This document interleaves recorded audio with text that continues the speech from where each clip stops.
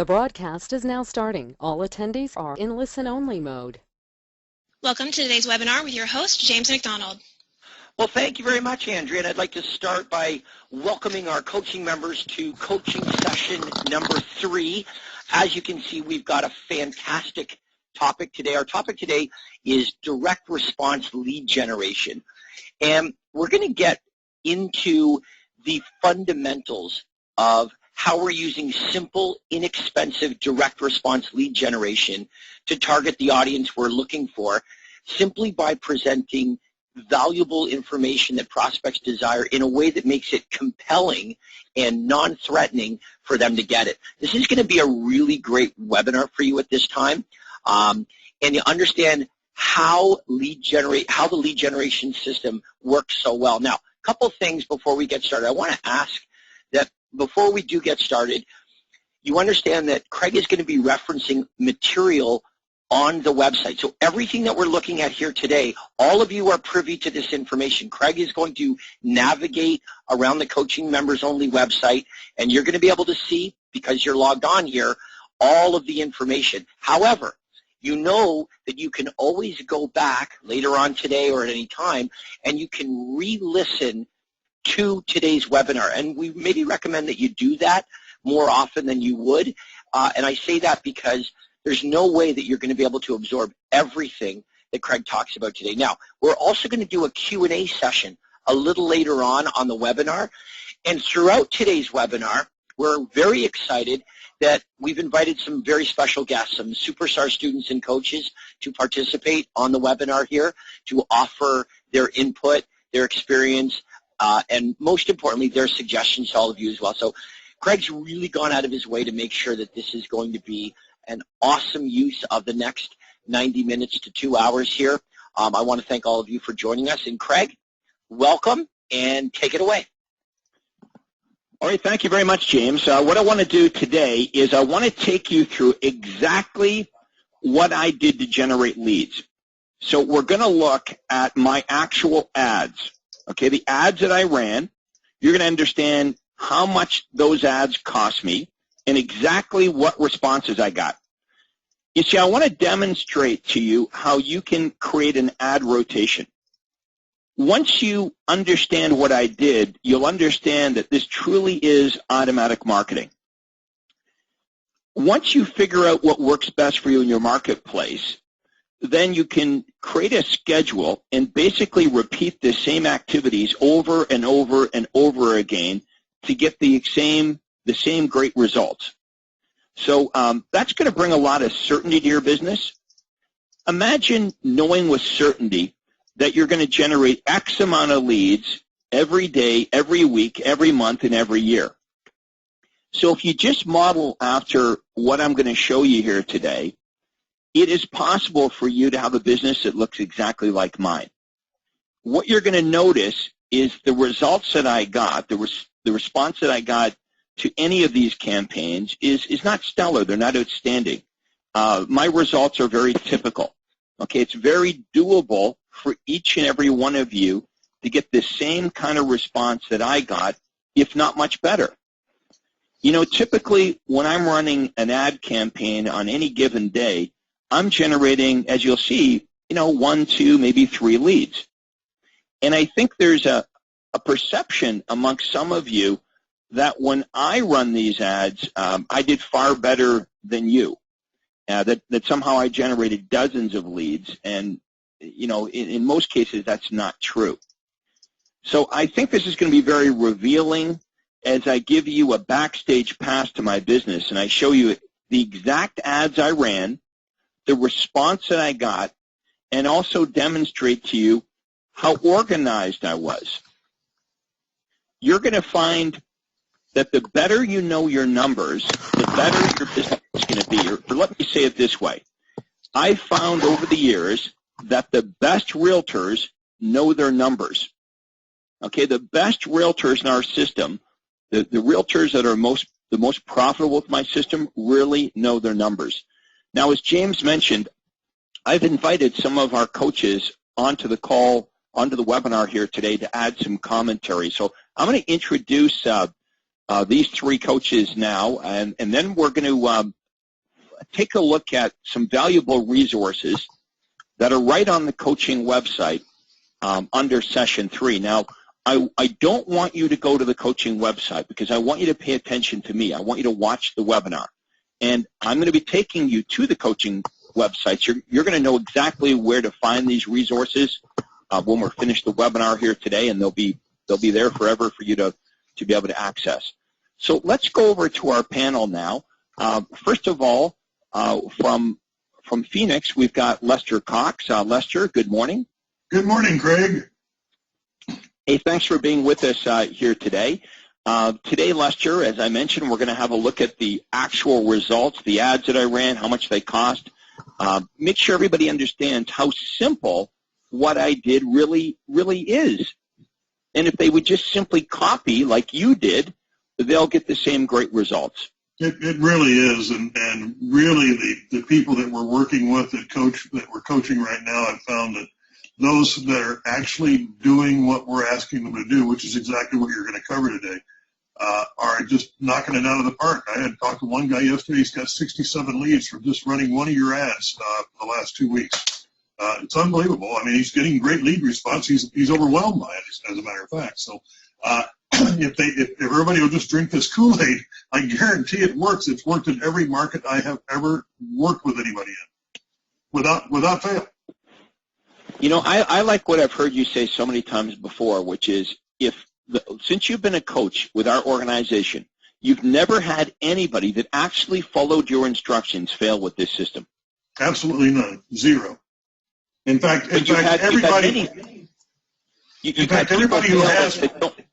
I'm sorry. You've had people fail that don't run the ads or they don't know the universal callback script.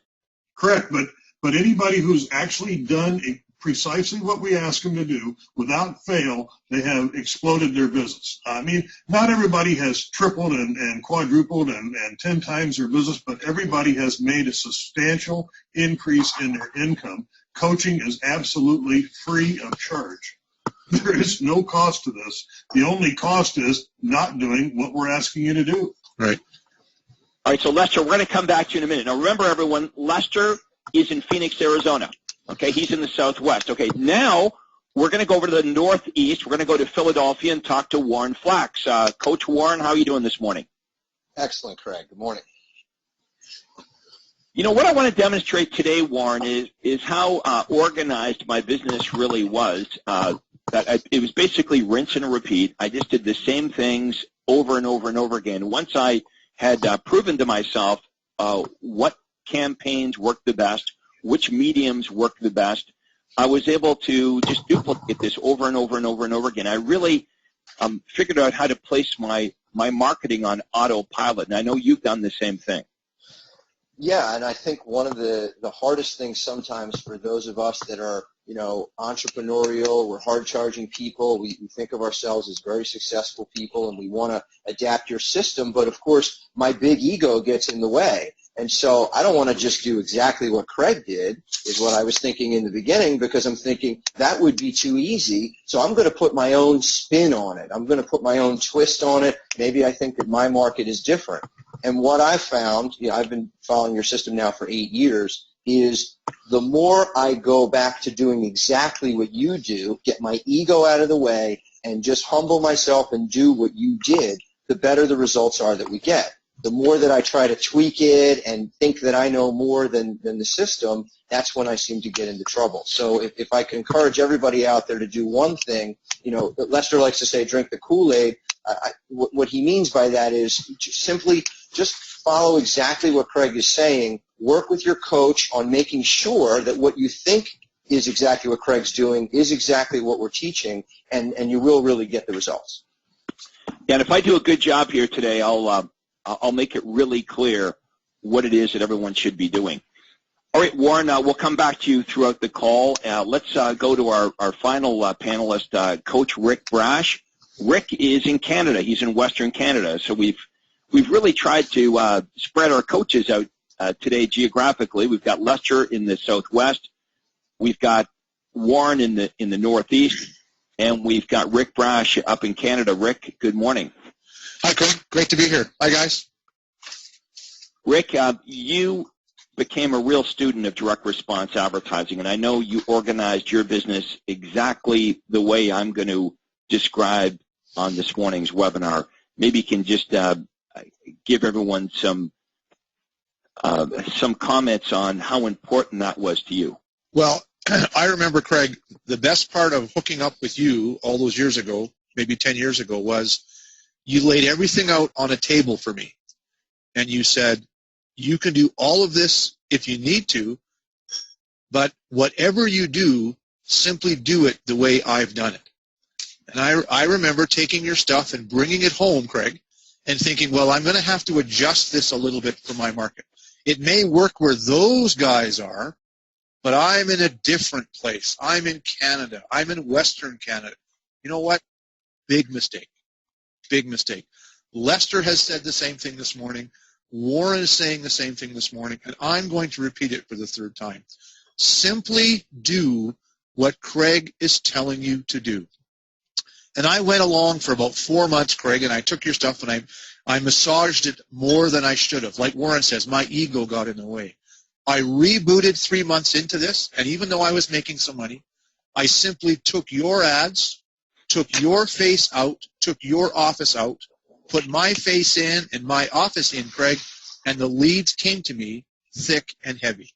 And everybody needs to get that.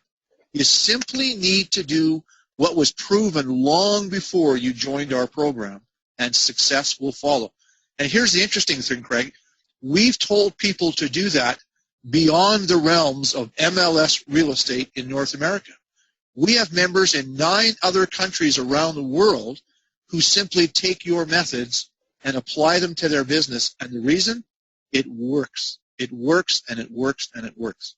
So everybody listening today, the best advice we're going to give you is copy. Just copy and do what we've done already.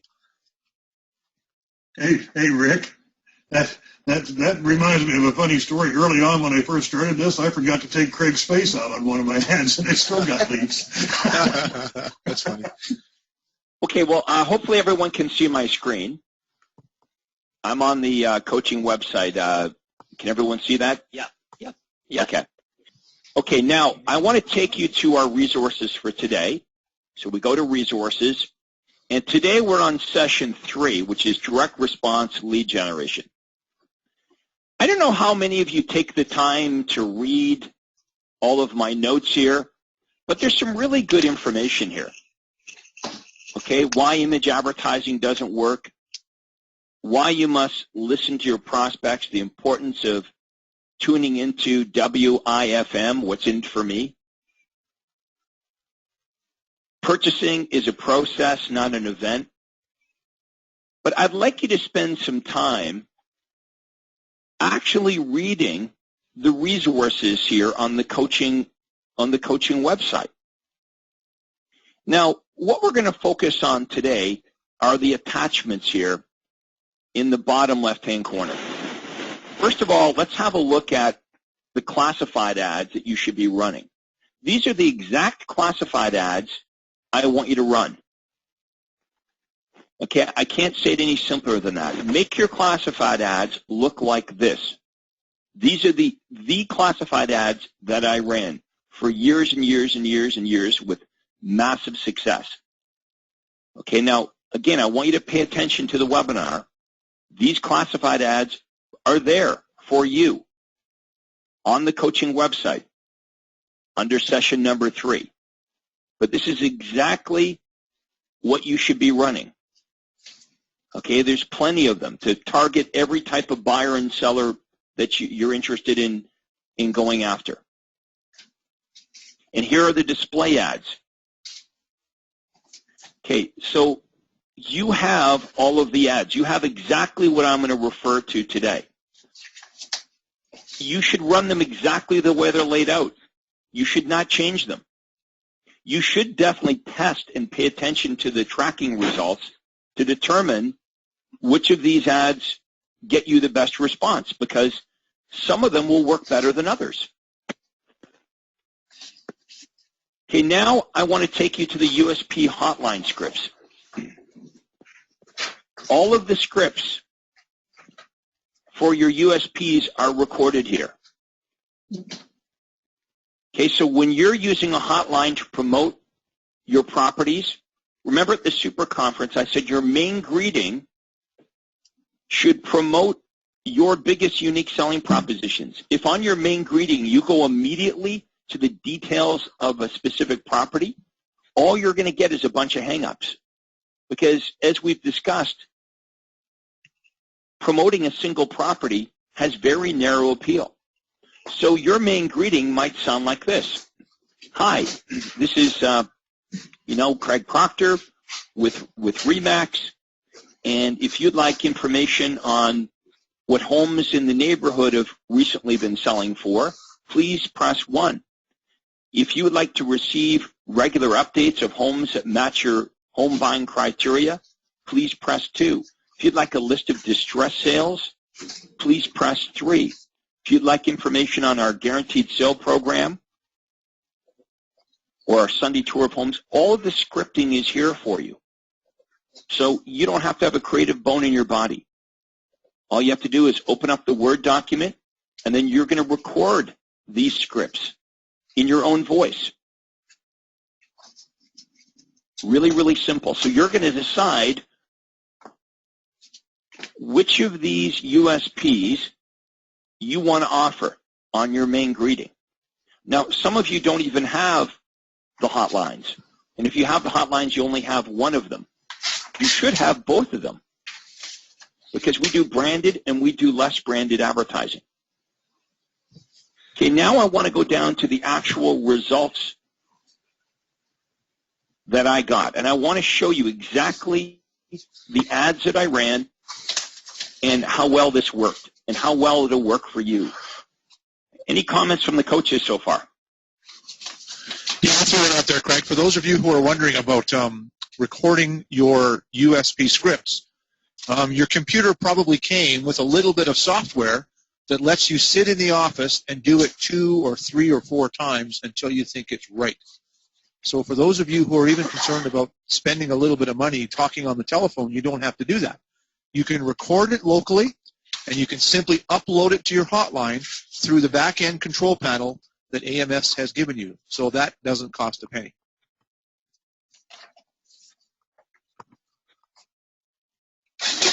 And by the way, I think Lester's smiling, one of the best leads we can generate, one of the absolute best, easiest to convert leads we can generate comes from our listings. You get a hotline lead, boy, that's a great one to be all over right away. Lester, do you agree? If you have one listing, if you only have one listing and you have signs on it, you need a property tree hotline, and you drive traffic to your 24-hour recorded information line.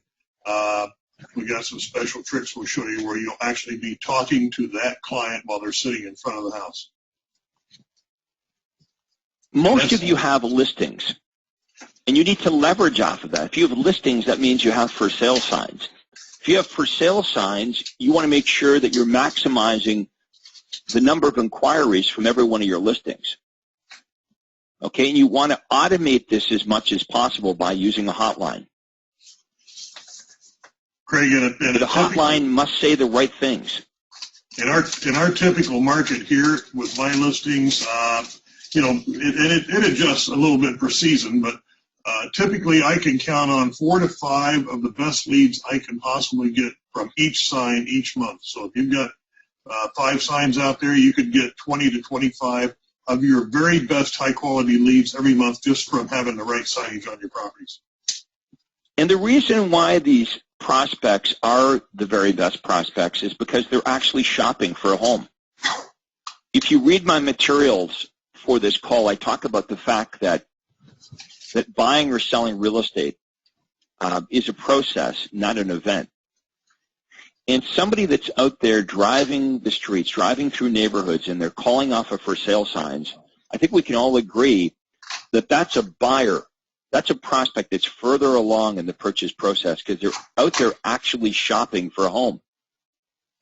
So you can, if you use the right scripting on your hotline, you can compel these prospects to raise their hand and contact you. Now you've got an extremely hot lead.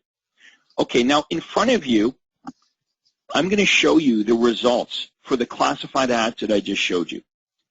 Now, I tested all of those classified ads, and I determined which ones work the best for me. Now, I want everyone to hear me on this. I ran 5 classified ads every week, not 50, 5. You can see the first-time buyer ad had ID 1370. I ran it on Sunday, January the 2nd. I got 2 hits and 1 lead. It ran again on January the 4th. I got 3 hits and 2 leads. January 6th, 2 hits. I got 0 leads that day.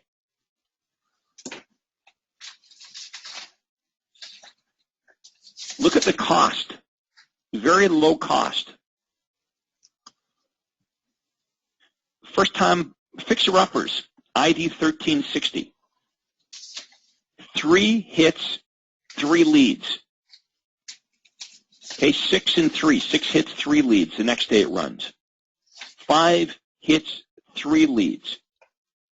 14 hits, 9 leads for a cost of $90. That's about $10 a lead. Is there anyone here that wouldn't pay $10 to generate a high-quality lead? Now, the next 3 ads ran in all 3 local papers. Okay, these 2 classified ads ran just in the Era Banner. That's my local newspaper here in Newmarket. But there were, in the surrounding towns, there were 2 other newspapers, one in Richmond Hill and one in Markham. These 3 ads ran in all 3 newspapers. Okay, find out what the home down the street sold for. 2 hits, 1 lead, 1 hit, 1 lead, 1 hit, 0 leads. In all 3 newspapers, for the entire week, because the paper came out 3 times a week, Sundays, Tuesdays, and Thursdays, I only generated 2 leads at a cost of $209. That's about $100 a lead. That's pretty expensive. But still, if I converted one of those leads to a listing appointment, it's worth it. The divorce campaign, the entire week, 20 hits and 8 leads for $209, so about $50 a lead. Online home evaluation, obviously there was no ID number because we're driving traffic to a URL, not a 4-digit ID number. But I want everyone to see how this is repeated every week. Okay, week of January the 9th. Now notice that the bottom 3 ads ran in all 3 newspapers. The Home Down the Street campaign and the online home evaluation campaign ran every single week in all 3 publications. I did rotate the 3rd ad. So January the 2nd, I've got divorce in there. Then I've got inspection. But I created a rotation. I knew exactly what to run and where to run them. But it only ran 5 classified ads a week. How many of you can do that? Now keep in mind, what I'm showing you enabled me to sell over 500 homes a year. So we're talking about 5 classified ads, and I created a rotation. Now, I never had to worry about this rotation because my assistant took care of it. You see, my assistant, her name is Peggy. And Peggy would fax the newspaper the 5 ads that I want to run this week. And then the week of January 9th, here are the 5 ads that Craig wants to run. This had absolutely nothing to do with me. Once I figured out which ads worked the best, I created a rotation. And then I delegated. And all of you should be doing the same thing. Okay, now I want to give you a bigger picture from the 1,000-foot level. These are the classified ads I ran. These are the results for an entire year. So Home Down the Street, it ran every week. 10 hits, 4 messages. 12 hits, 4 messages. You see, this is very typical. 3, 4, I got 6 messages here. Okay, very, very typical results. I mean, that's unusual. Look at 11 hits, 1 message.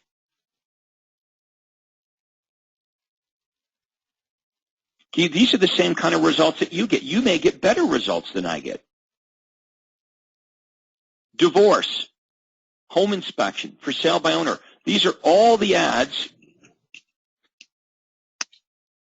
that we've been discussing. Okay, so these are on the coaching website. You can look at them. The actual campaigns I ran and the results that I got every time I ran them. Look at, not all of them worked. Country homes, take out a rotation for now. Yeah, that one didn't work. Here are the display ads.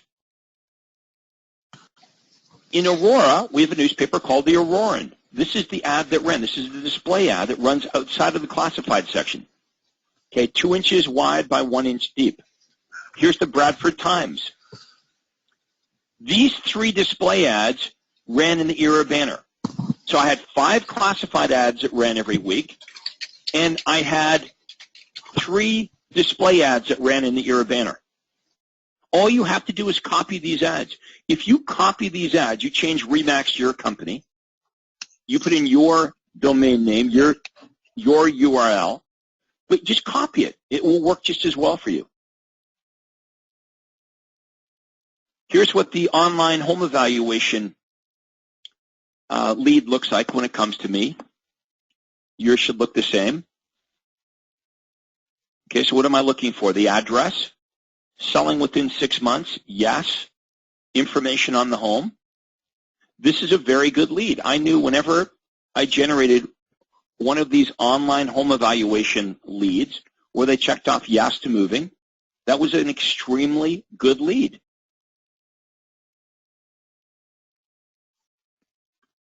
Okay, so again, here is a fax from my assistant Peggy to Jan at the newspaper. And these are the display ads for the entire month of January. Okay, so on Sunday, January, here's the instructions at the top. It says, run 3 display ads in each paper, with 2 of these being the online home evaluation ad and the other one listed below. So the online home evaluation display ad worked so well, I wanted it to run twice in every paper. So 3 ads would run. Let me just be clear on this so everybody gets this. 3 ads would run. 2 of them would be this guy. Okay, 2 of them would be this. And then I'd rotate the others. Okay, so I'd rotate either this one or this one. So again, automatic marketing. This had nothing to do with me. Once the rotation was created, my assistant would organize this with the newspaper or post them online, Google pay-per-click. She would take care of it all. And all I would look at is reports. So let's have a look at the reports. Here's a report for the display ads. Okay, remember the online home evaluation campaign? York Region home pricing. If you remember, that's the ad that I'm running in the Era banner. Okay, right here. Find out what your home is worth online. Look at the domain name, yorkregionhomepricing.com. So how well did that work? Well, let's see. In December, I generated 83 leads. 83 leads from that little ad. In November, 134. Remember, these aren't hits. These are actual requests for an online home evaluation. In October, 108. In September, 153. In August, 297. Now, take that same campaign and you run it in a different newspaper, doesn't work nearly as well. Can everyone see the importance of testing? I want to make sure everybody gets this. Okay, here's the ad in the Auroran. Here's the ad in the Era banner. Can you see the ad looks identical, looks exactly the same? Find out what your home is worth online. Visit quickonlineevaluation.com in the Auroran newspaper. In the Era banner, the domain name is yorkregionhomepricing.com. Let's go down and look at the results. York Region Home Pricing, 83, 134, 108, 153. The exact same ad in a different publication, 0. 0 versus 83, 1 versus 134. Here's the mistake that some of you are making. You're running your ad here. You're running your ad in the Auroran, and you know what you're thinking? This doesn't work. The same ad over the same time period. There's absolutely no comparison. But if you don't test, you don't know this. What happens if you just ran the ad here? If you just ran the ad in this publication, you know what you're saying to your coach right now? This doesn't work. Craig's system doesn't work in my marketplace. Doesn't work. Doesn't work. Because you're not testing. Now, let's have a look at different ads. Not only do you need to test different publications, you need to test different ads. Let's go to fixer-uppers. Okay, let's go back to the fixer-upper ad. In the Era banner, I ran 3 ads. We've already discussed that the online home evaluation was a huge jackpot, but guess what? The other ads didn't work as well. Fixer-uppers, visit bankdistresssale.com. Well, let's check out the results.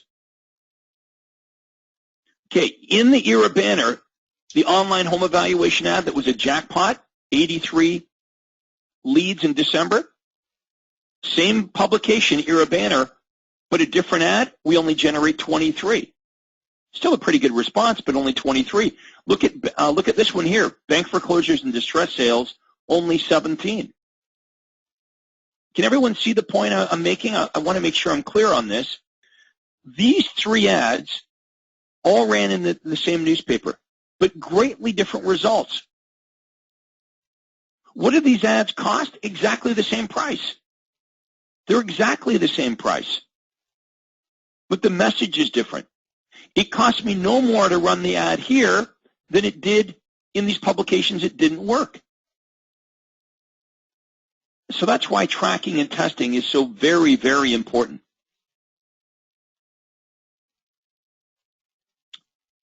Let's have a look at it here again. Online home evaluation campaign in the Era banner, 144 leads. In the Auroran, 4. In the Bradford Times, 1.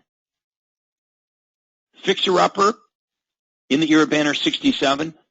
Bank foreclosure and distress sales in the Era banner, 31. So there's a tremendous difference, not only within a publication, but between the publications.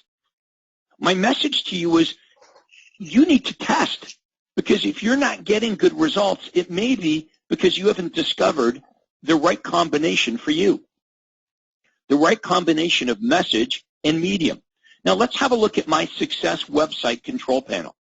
This is the same control panel that all of you should be going to on a very regular basis.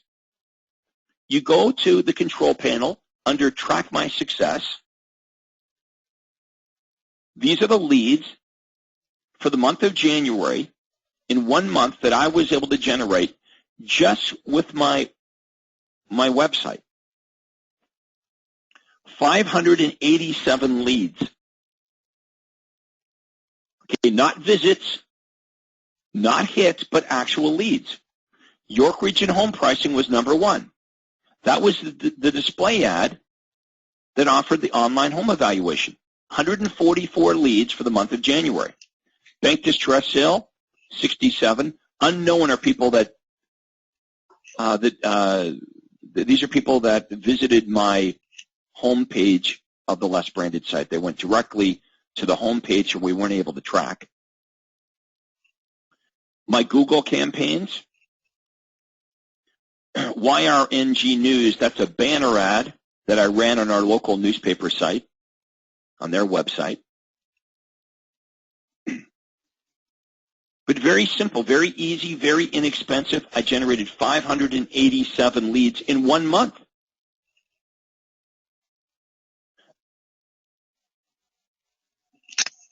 Let's have a look at the editorials. Now I'm going to make these bigger so you can see them.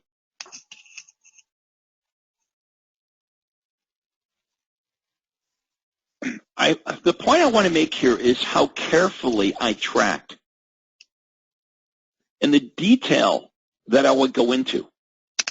So these are the editorial ads. On January 4th, I ran the best financing campaign with this headline: how to secure super low down payment home loans when you buy a home. Now, I tested the headlines. I also tested what page number the ad ran on. This ran on page 5, a pretty good positioning. So environment was the bottom left-hand corner of the page, pretty good positioning. I had 2 hits and 1 message. On Thursday, January the 6th, I ran the legal campaign, how to avoid 3 legal mistakes before you list your home for sale. ID 3801, page A8, top left-hand side of the page, good positioning. 1 hit and 1 lead. On January 9, save thousands. That was the campaign. The headline was find out how to save thousands of dollars when you buy your next home. The scriptures recorded in 4712. The ad ran on page 7. It was on the middle left, the middle of a left-hand page, good positioning. Had 3 hits and 3 messages. But can you see this is very typical? Look at this, 3 messages, 4 messages, 2 messages, 7 messages. That's pretty good for me. 6 messages. Most of you get a better response than I was getting. How many of you are tracking with this kind of detail? Here's the liberal newspaper. Okay, this is a little bigger newspaper, or a wider circulation. See the costly home seller mistakes? 14 leads I generated that day. That's unusually good for me. Okay, now the hotline reports. You should all be accessing your hotline reports by going into the AMS control panel.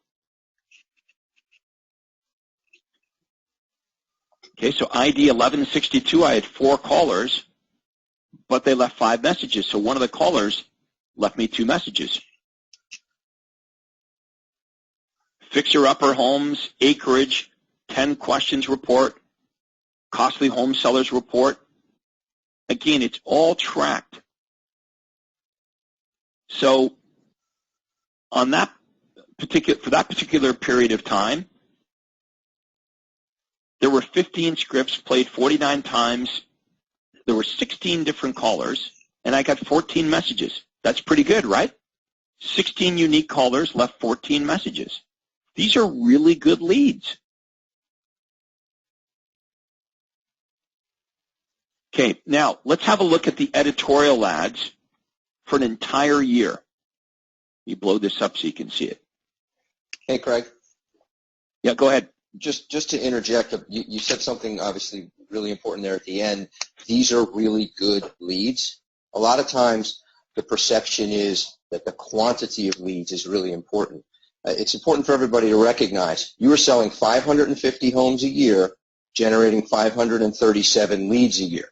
So converting 1 in 12 essentially into a closing. So if I want to sell 30 homes next year and I close 1 in 12, I only need 30 good leads a month. So we don't need to have hundreds and hundreds of leads. In fact, one of the key points of the Quantum Leap system that I think a lot of our members skip over is step 2 of the 6-step Quantum Leap system. Step 1 is we run direct response lead generators to get the initial lead. Step 2 is having our hotlines and websites sift and sort the leads for us so that we only get the best quality leads. A lot of times we forget quantity is not quality. I'd rather have less leads so that I don't have to make as many phone calls, don't have to be entering as many leads into my Wise Agent database, but have a better quality lead. So, for folks who are thinking, well, nobody reads the newspaper anymore and these sorts of things have changed, that's not the case at all. The newspaper's still in business. There's people out there. You don't need the quantity. It's the quality.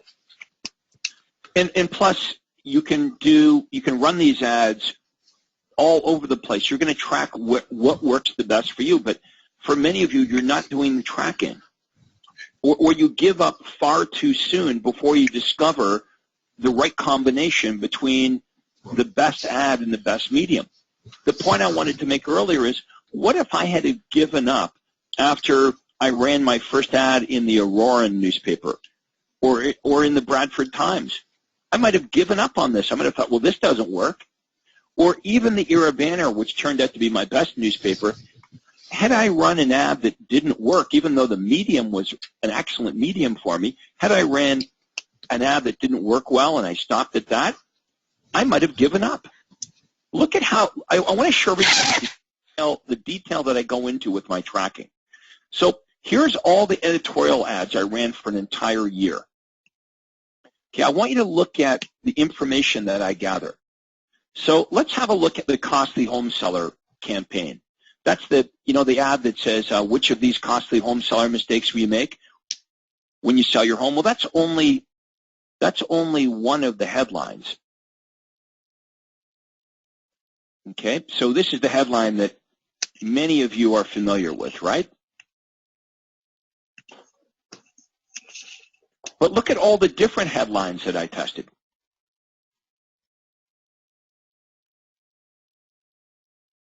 And look at the variance in the response.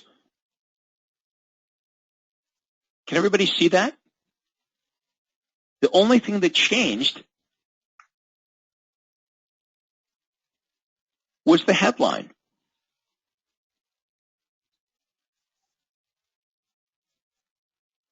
Okay, big difference in response. How to sell your home faster and for top dollar. On March the 7th, I had 18 calls and 17 messages. But which of these costly home seller mistakes when you sell your home was run on February the 1st? I had 3 hits and 2 messages. That's a tremendous difference. Now, I want to share with everyone how I use the 4-digit ID number in the hotline to organize myself. You'll notice that the costly home seller mistakes campaign always started off with ID 30. Okay, the 3rd digit in the 4-digit ID code told me the headline. So 0, so 30, when the 3rd digit was a 0, I knew the headline was 7 things you must know weeks before putting your home up for sale. When the 3rd digit was a 1, the headline was why 3/4 of home sellers don't get the price they want for their home. So the 3rd digit, the first 2 digits told me the campaign. The 3rd digit told me what the headline was. The 4th digit told me the medium. It told me which campaign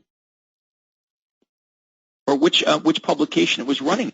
So even by the 4-digit ID number, I could tell you, if you just told me the 4-digit ID number, I could tell you which campaign it ran, which campaign it was, which headline ran, and which publication and which day of the week. So if it ran in the Era Banner on a Sunday, the 4th digit would be a 1. If it ran in the Era Banner on a Tuesday, it would be a 2. If it ran in the Era Banner on a Thursday, the last digit would be a 3. Now, there's not many of you that have your businesses organized to really understand what's working the best for you. So I'm hoping that by showing you this, it'll help you get organized. See, I always knew what worked the best. And then all I had to do was build a simple rotation that was delegated to somebody else. So these are all of the editorial ads I ran. I did all the testing. You don't have to do that now. All you have to do is copy. You don't have to spend tens of thousands of dollars in years and years and years of your life figuring out what ads and what headlines work the best. All that's been done for you. All you have to do is copy and test which ones are going to work the best for you. So I would recommend that you spend some time going through my results and creating reports that mimic this for your own business. Can I throw something into this conversation? Yes, go ahead. This is absolutely awesome, by the way. And for those of you who've never had a peek into what Craig did to create the leads that he did and to become a great real estate marketer, you're probably as amazed as all of us were the first time we saw it. But here's the point Craig is making. He always knew what was going on with his marketing. And the reason he knew was because every week either he or somebody close to him was tracking the results. Now, many of you tell us, well, I ran an ad last Tuesday. I have an ad running on Saturday. Oh, Rick, I put an ad up on Wednesday and I didn't get anything from it. I hope everybody can see that never once, ever, working with Craig's organization, has Craig said, or has your coach said, that running one ad on one day in one publication is the be-all, end-all. Because here we are, we're taking some lessons from Craig today, and he's showing you that he ran multiple ads, multiple lead generators in multiple media outlets over the course of a week. How many people listening today actually have a week-ending report process? How many of you are disciplined enough to sit down on Monday and look at last week's ad results? That's what I used to do. How many of you are disciplined enough to sit down at the end of the month and do a month-end report for yourself so you know exactly where your business came? Well, guess what? Craig Proctor, one of the most successful real estate agents in the history of organized real estate, did that every single week. If you can copy, you can succeed. How many of you, as Craig said this morning, know what your numbers are? The lesson here is know your numbers. And I know what James is thinking. When you send ads up to the ad clinic, send the results along as well. Tell us how your ad is performing, because that's really good for you and for everybody who's listening. Okay, now, hopefully what I demonstrated was what I did was really, really simple. I wasn't running tons of ads. Let me summarize this so everybody gets it. I ran 5 classified ads in a week, 5 of them. It costs me usually less than $10 to generate a lead. I ran 2 to 3 display ads in a week. The cost was usually less than $10 per lead. A display ad is just a classified ad that runs outside of the classified section. I had to give it a name, but that's all it really is. I determined that some of the classified ads worked well outside of the classified section. Okay, and they were peppered randomly throughout the local paper under a remnant space deal. So wherever the newspaper had space, that's where my ad would run. Okay, and the cost was low enough that that strategy was a winner. And then I ran 2 to 3 editorial ads. Okay, the Craigslist ads, again, were posted by one of my assistants. Google pay-per-click was taken care of by my assistant. The ads that worked the best in the newspaper also worked the best everywhere else. If you take a look at the postcards that I developed, what you'll determine is the messages on the postcards are the same as the messages that worked well everywhere else. So when the online home evaluation campaign worked really well in the classified section, and then I determined it worked really well outside of the classified section, peppered randomly as a display ad, Well, guess what? I also found it worked well as a postcard. And it worked well as a Google pay-per-click ad. What you'll find is the messages that work the best tend to work the best in many, many different mediums. But the medium does matter. I demonstrated that today. The Era banner for me was a huge jackpot, where the other two local papers, the Auroran and the Bradford Times, were a bust. What I fear is that some of you are running either the wrong ads or you're running the right ads but in the wrong publications. And you're struggling because of this. And maybe for some of you, you don't even know what's working, and you don't know what's working because you don't have detail. You have the ability to track, but you're not tracking. You're not paying attention to the results. Now, I'm going to have James take us through some ads here, and I'm going to encourage you to ask us some questions. Let's make this webinar interactive. So you can type your questions in. If you have an audio question, Andrea will take your audio questions. But you can ask us any question about anything we've covered here today. Because I really want you just to understand how simple what I did was. And the reason I've asked the coaches to come on here is because they know it's true, because this is exactly what they did when they were in your shoes. They just copied what I did, and now they're top agents in their respective marketplaces. In fact, now they're coaching other realtors to do what I taught them to do many, many years ago. So, James, let's have a look at ad number 1. Yeah, I think what's important to look at with all of these ads is that the rules that sort of bound all of the different types of ads. And maybe the rules for classified ads aren't always the same as for editorial ads, for example, or for direct mail, for USP advertising. I just want to give everybody an idea of what makes an ad really good. So we're looking at the distress sale ad, and obviously the content of the ad we've talked about, the fact that we're offering great deals or what are perceived as great deals to create that urgency to respond. A couple of things you'll notice here in this ad is that they've included both a domain name and a hotline number as well. In print, that's exactly what you want to do. You want to include both. If this was online, different story. But here's the thing that strikes me most about this ad. And by the way, this ad was very, very successful. It's that it ran in a real estate publication where there wasn't a ton of other real estate. It wasn't like there were hundreds and hundreds of other properties here.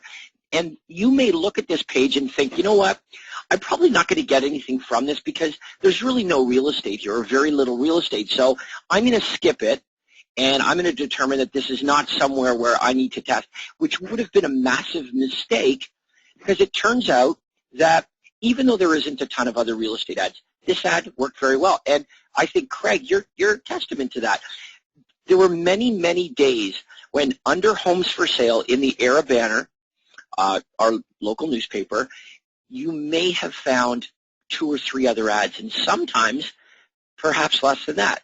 So this idea that there has to be all kinds of real estate ads there, and that's what draws the attention, it isn't always true, and ultimately it's a test. So that's something that really struck me about this ad, and the fact that it was very successful. Okay, so here's the opposite. Okay, now check out this classified page. You can see how totally different the two of them are. On this page, it's nothing but properties for sale. I mean, this is a page dominated by homes for sale. So a couple of things you want to notice about this one. Number one, it clearly stands out off the page. On a page like this, where all of the ads are seemingly identical, advertising individual properties for sale, boy, does this one stand out with distressed sales, plural, more than one, variety choice options, great deals, urgency to respond, all of those elements that make the ad very, very successful. But again, what we're showing you here is how versatile these ads are, and we can never judge the results before running the ad. So this ad worked very successfully on a classified page with tons of other properties for sale. The previous distress sale ad was very, very effective on a page with very little real estate classified ads. You've got to test it before you know. Here's a double wide ad here, no money down. Part of the battle here when you are running your classified ads is they really do need to stand out.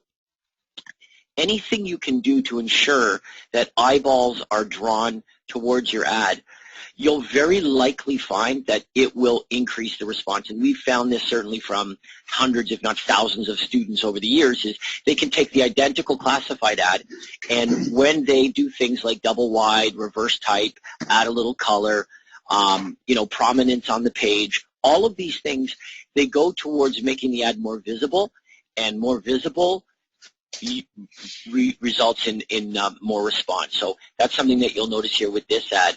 Again, in a moderately popular real estate classified section here, offering no money down, targeting primarily first-time buyers. All right, good ad. Okay, the next one should be coming up here for you. You know what's so great about these ads is, or what's so simple about these ads is, these are examples of students copying. I mean, really, that's what these ads are. If they look familiar, it's because they're taken right from the ad generation program. They're customized to a degree, and then they're run. And that's what makes them successful. These are not efforts to reinvent the wheel. Here's one. All the other agents are taking out space advertising their individual property listings. And you know what? This agent may be as well. However, in addition to that, in addition to generating some response from prospects from their property listings, and in addition to pacifying their sellers, what they're also doing is generating far greater response by running ads that offer variety and choice that are more difficult to disqualify. This one really stands out. If you're looking for a property in Woodbury, bank foreclosures and distress sales, woodburymustSell.org. Couple little things that we would critique in this ad. It's a great message. It really stands out. It has all those elements. But the call to action in print, there are a couple things that we have found make a difference over and over and over again. And the one is this. Even if it's just tiny, adding the www to the front of the domain name causes your eye to immediately identify it as a domain name. Next, having .org instead of .com, the reason you likely have .org is because the .com isn't available. And the reason the .com isn't available is because one of your competitors has it. Now, the problem is when I go onto my keyboard and I enter woodburymustSell.com, which isn't unlikely that I would do, it's going to take me to a real estate website. So I'm going to think, yeah, I'm on the right place. The problem is you're paying money driving traffic to your competitor's website. So in print, you'll find that a .com is superior to .info, .org, any of the other alternatives that you have. In online, however, you know what? They're clicking on the domain name, so it could be dot whatever, and it isn't relevant. So for print, that's something. And also, maybe they tested this, but adding your 1-800 hot number is a great idea. It's a test. If you run it and you find overwhelmingly you get better response when you only offer the domain name, then yes, that would make sense. But first, it's a test. Here's the next ad. Again, bank-owned fixer-uppers, free list of pictures. And in this one, they've included a range, a price range. They're really trying to capture those prospects looking between 100 and 200.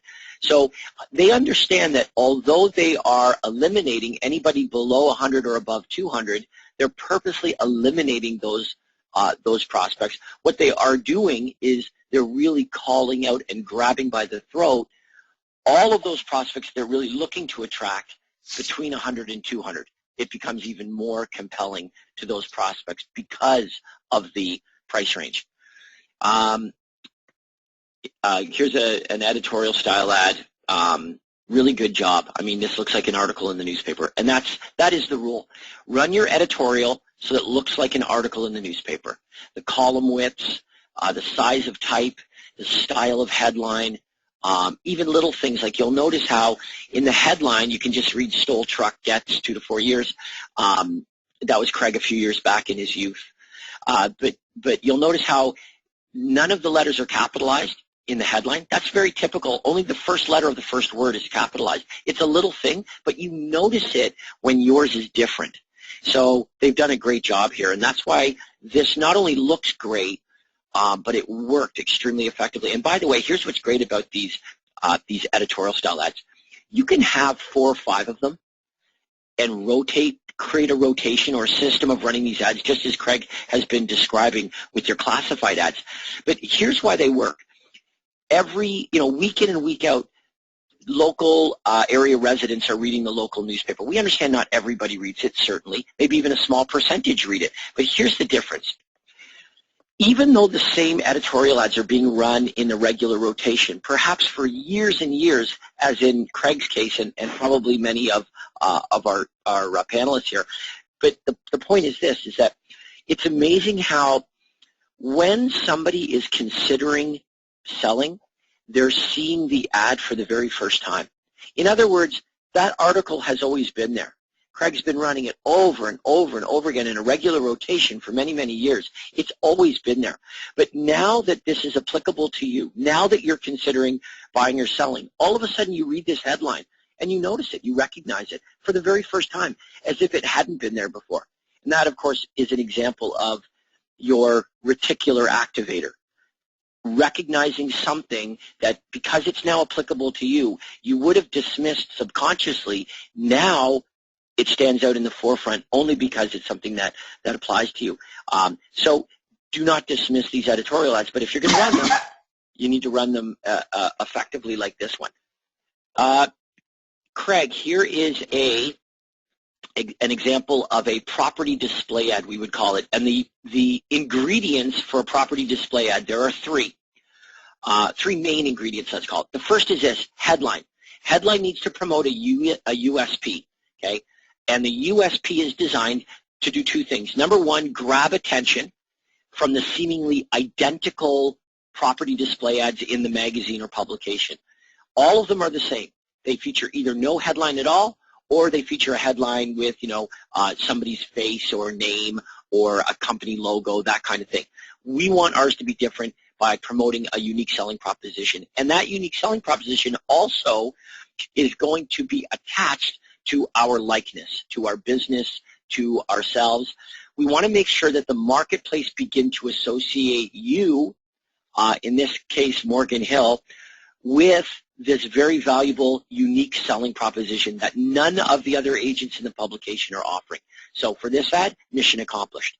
Okay, the second element or ingredient in these kinds of property display ads is we want to make sure that mixed in with our properties are universal offers. In other words, the individual properties themselves are easy to disqualify, very easy to get rid of them. Too big, too small, wrong area, wrong price, wrong this, wrong that, don't like the look of it, whatever it is. It's easy to put a line or an X through any individual property. But if mixed in with those properties are universal offers that are more difficult to disqualify, what you'll likely find, as hundreds and hundreds, if not thousands of students over the years have discovered in following this formula, is you'll very likely generate far more response from the universal offers in the ad than you will the properties themselves. And then the third feature is this. In the properties themselves, the biggest mistake you'll make is trying to sell the property by giving all the features of the property. What you're doing, the more features you give of the property, the more you're disqualifying prospects. And you also want to make it easy to get the information about that property, which means essentially using a 1-800 hotline and including that call to action in virtually every single one of the property ads that you're displaying here on this page. Sunday tour. This is a Sunday tour ad. The biggest rule with the Sunday tour ad is to copy, by far. Craig mastered the Sunday tour ad. After doing it 100 different ways, he arrived at the best way to promote the Sunday tour of homes. As far as the ad goes, what it does is it clearly gives the time that the tour is stopping by that property. But the explanation of how the tour works is critical. So you'll notice to the right-hand side, the explanation of the tour. You choose the properties that you want to visit. The biggest mistake is if you just feature the properties and you talk about a tour, people think that you're asking them to get on a bus, and nobody wants to get on a bus. Well, some people want to get on a bus. Most people don't want to get on a bus. So that's very important, that it very clearly explain how the tour works. Now, here's a mistake that you'll make. You will want to extend the time of the tour, because you'll look at this and say, 10, 15 minutes? Nah, Craig's crazy. In my marketplace, that's too short. It needs to be at least half an hour, and you'll stretch it to half an hour or 45 minutes for each property. You're missing the reason that you're doing it this way is to ensure that anybody who's going to show up shows up at the same time.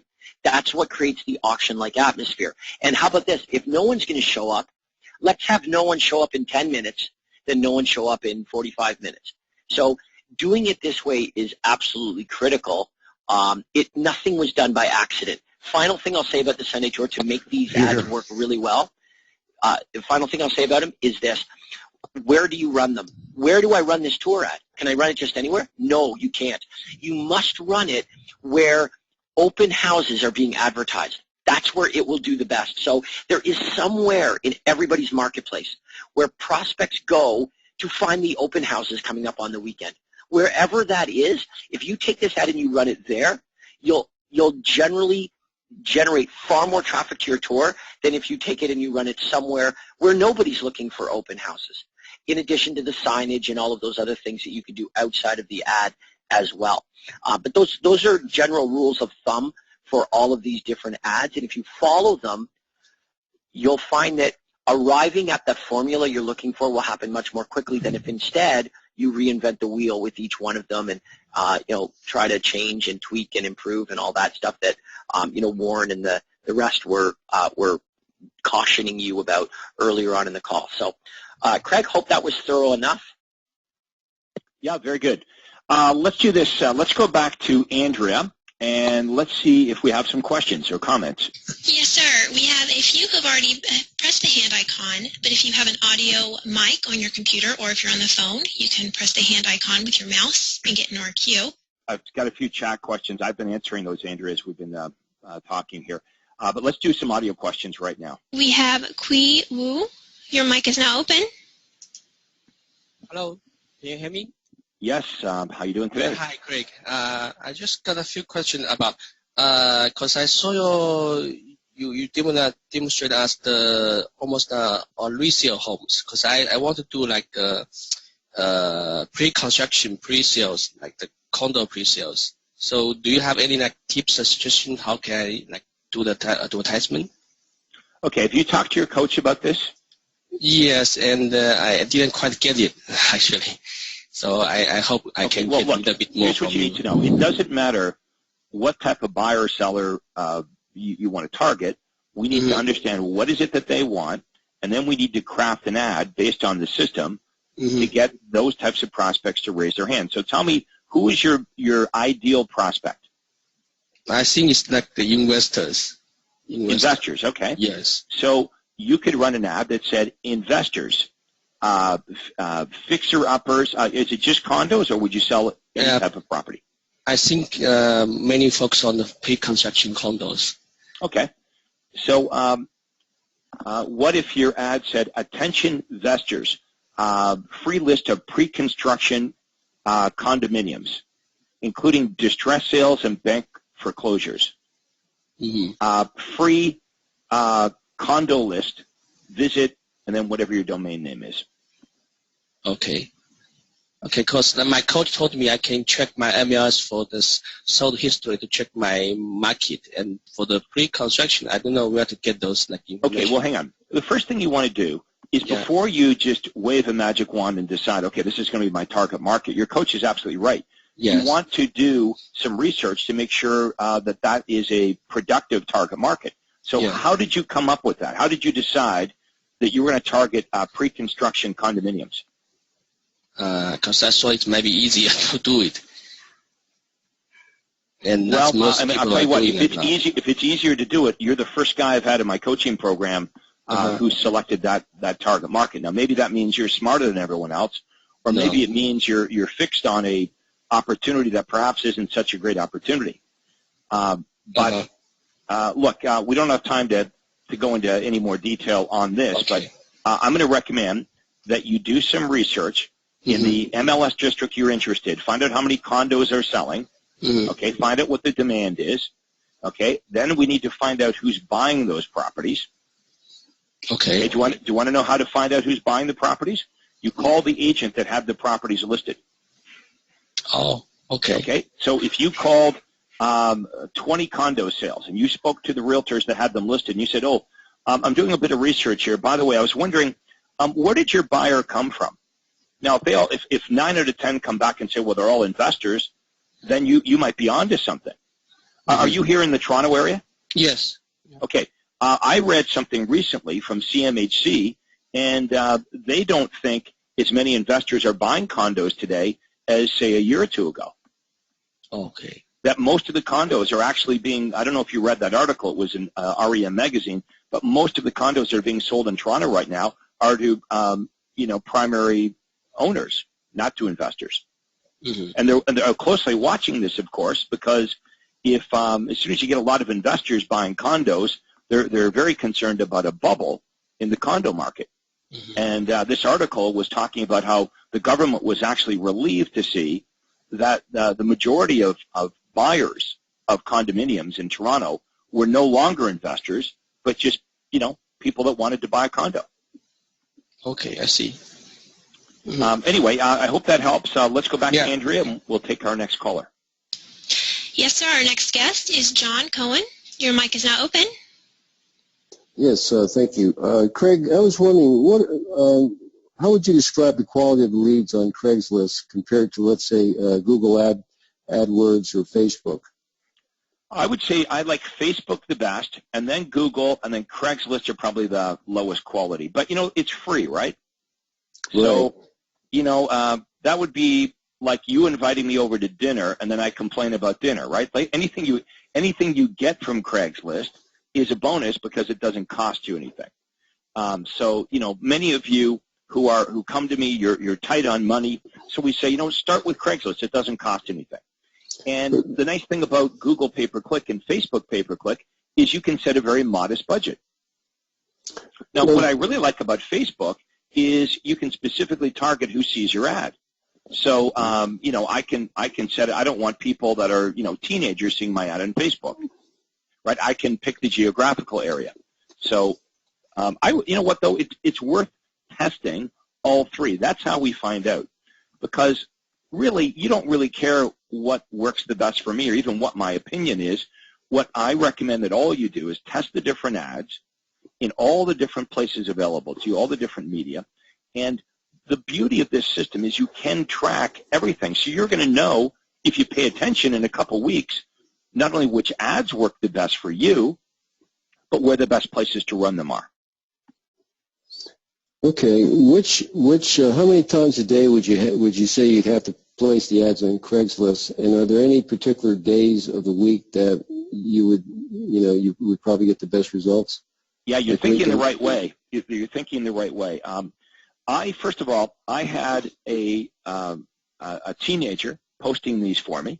Okay, I had my niece posting these. Paid her give her a little bit of extra money, but she posted them, and she'd post them several times a day. But you will find that certain days and certain times of the week will be more productive. Once you find that out, then that's when you or better yet, someone else that you're going to pay less than what you're worth per hour can be posting these. What I like about having my niece do this, she's online all day anyway. So, right. That's what she does. So she was happy to do this for me. Well, the thing I like about Google and Facebook, you can just put it on automatic and not worry about it and just, devote your time doing other things. Craigslist. Yeah, but you can do this with Craigslist too. Even it did happen automatic, right? I had my niece do a run, test the ads every day. She put them on there. We figured out which ones work the best, and then it is automatic because it's got nothing to do with me. Anything that doesn't have anything to do with you is automatic. Right. So I don't suggest you're the one posting these on Facebook. Like you might want to do it initially, because you heard me at the Super Conference. The theme was this: I innovate, right? I come up with an idea, and then I perfect it, and then I delegate. Like the Sunday tour of homes, right? I figured that out myself. I got it perfected, and then I delegated it and never did it again. So it did rely on people, but just not me. I got you. Okay, so that's what we want to think in terms of is, first of all, you probably want to, get in the mud and get dirty with this, right? And you're playing around with it all until you get it figured out, and then you perfect it. But once it's perfected, what's the rainmaker theory say? If you can't change the outcome, you don't do it. I don't think you're the only one in the world that can post these ads on Facebook. A rainmaker activity is figuring out initially which ads work the best and which times of the day and how often they run. Yes, I agree. That is a rainmaker activity.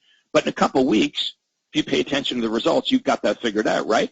Mm-hmm. Now, you just delegate that to your son, your daughter, your niece, your nephew, and it's a system. Gotcha. Okay. That was a good answer. Thank you. All right. Thank you very much. Let's see who's next. We did have a few new chat questions, quite lengthy. Craig, did you want to address some of those?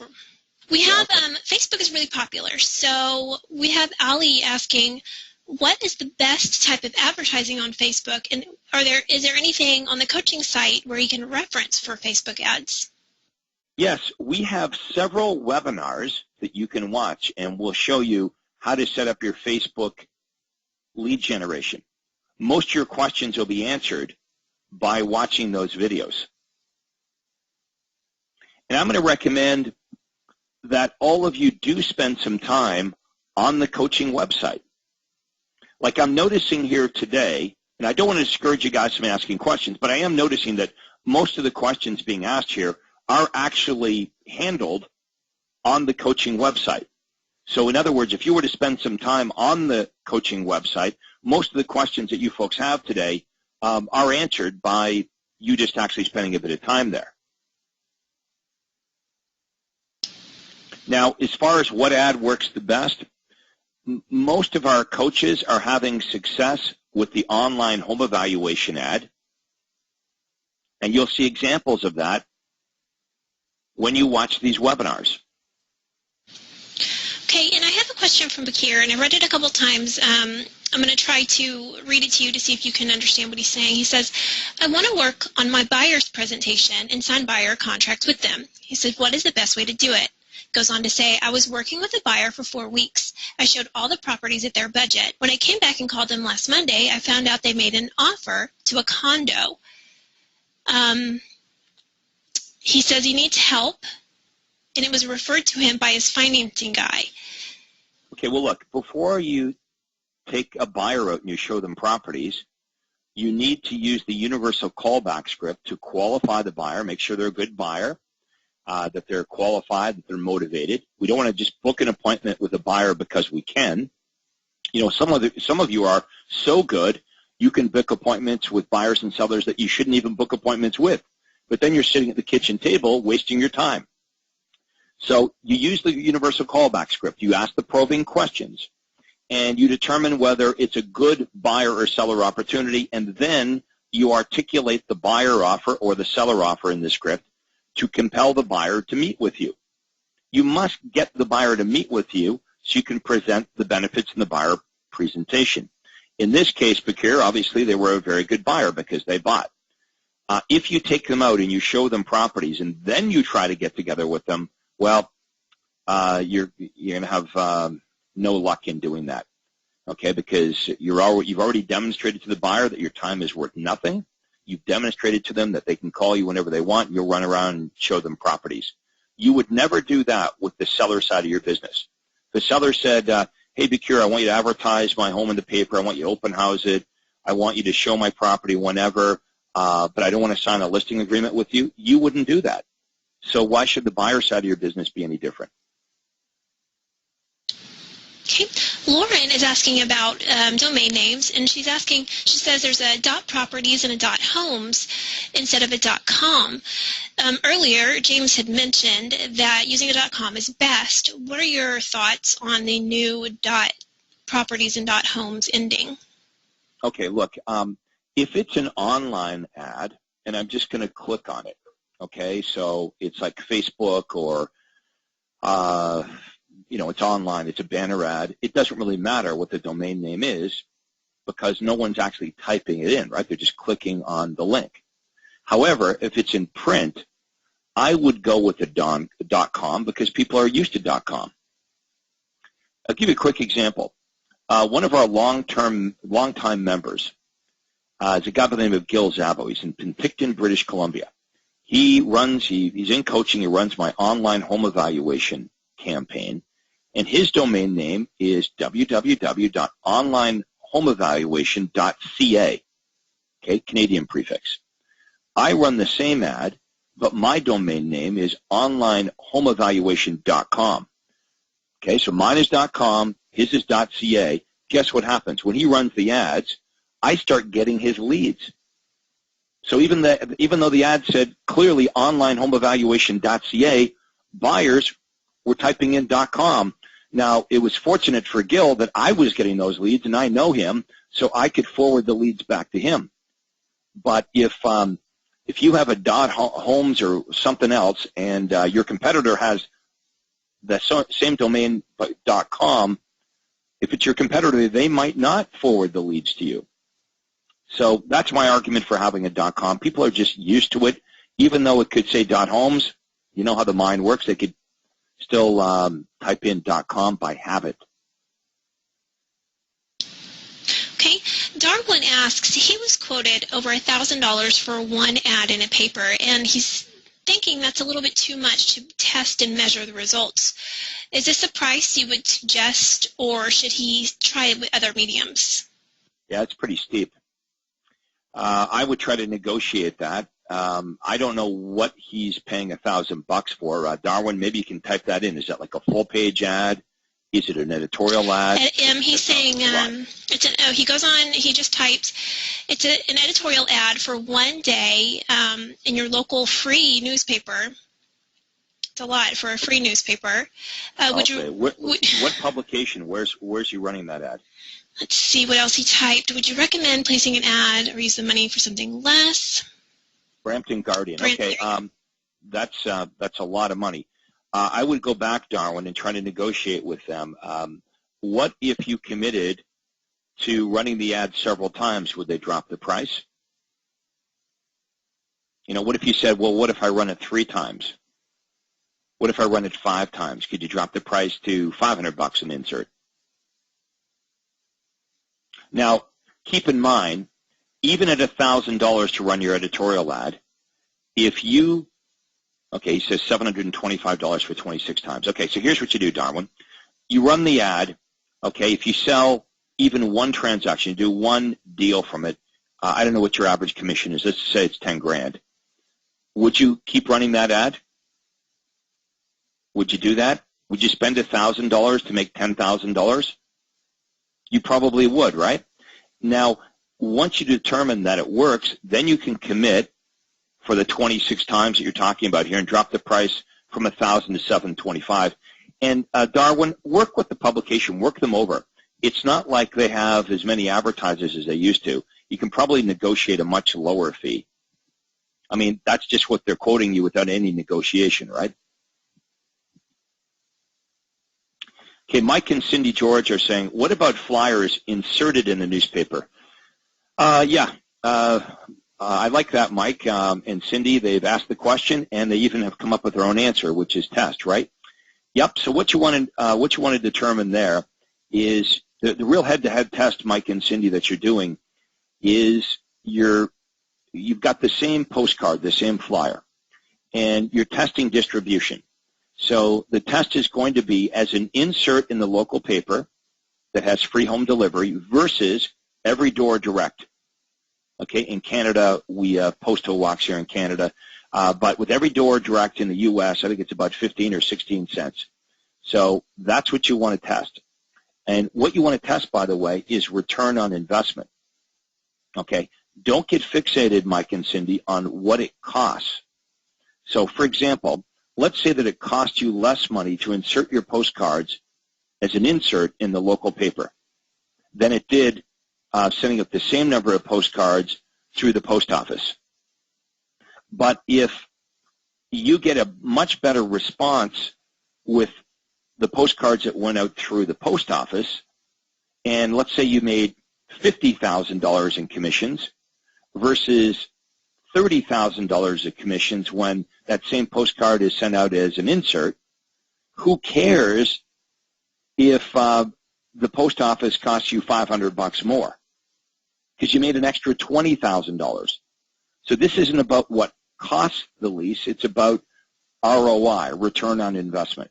Now, by all means, if your return was exactly the same and it costs less to distribute those postcards as an insert through the local paper, then you would know what to do. Okay, we'll wrap it up. So Andrea, I want to thank you for doing a great job here. I want to thank all of our coaches for being with us today. And most of all, I want to thank all of our coaching members. I hope you've enjoyed our coaching session here today, and look forward to speaking to all of you on the Thursday role play call.